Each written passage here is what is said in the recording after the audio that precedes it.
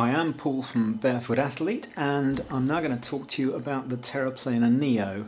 And I feel a bit guilty about leaving it so long to do a video on this shoe because I've elsewhere on our site made it clear this is my favourite barefoot shoe at the moment, so probably I should have done this quite some time ago. So let's run through some of the features of the Terra Plana Neo then. Now if we first have a look at the sole of the Neo and look at it next door to the Terra Plana Evo over here, you'll notice that the two soles are absolutely identical.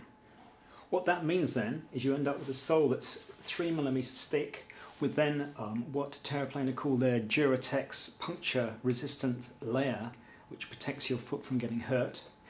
The sole is pretty flexible, you can roll it up like that, and compared to most other shoes, almost no raised arch whatsoever, so a very flat shoe, therefore a very similar running experience to the Evo. Now, although the soles are identical across the two shoes, the uppers are quite different, and they're different in two particular areas. Firstly, everybody I've spoken to feels that the Neo here has a wider toe box than the Evo, so therefore if your objective is to get your toes displayed, then you'll get a better experience, in my opinion, with the Neo than with the Evo. But the other key difference is the fabric that's used on the two shoes. Now, the Evo is made of a fairly stiff fabric, and some people find that when their foot bends, you get a crease, and that crease can fold in quite a hard manner and cause some discomfort. Not everybody, very few people, but it does apply to some. The Neo, on the other hand, is made of a much softer fabric, so when that folds, you don't get any of these problems of some people saying that they find them a bit uncomfortable. And certainly my experience is that the Neos are definitely the more comfortable of the two for me.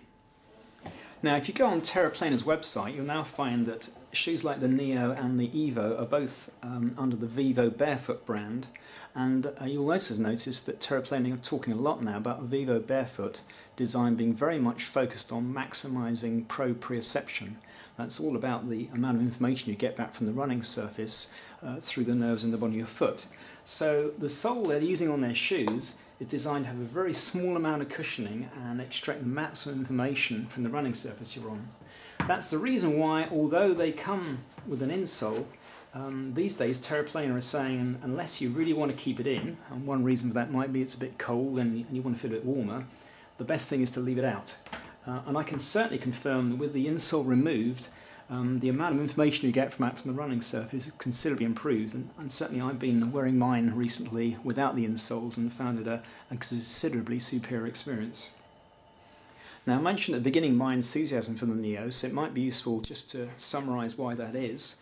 The reason why I like that shoe particularly is the wider toe box than the Evo, which I find is more comfortable. I find this upper fabric being softer suits my feet a lot better, and when you then add to that the fact that it's £20 cheaper than the Evo, then I think this is a really standout shoe within the Terra Plana range.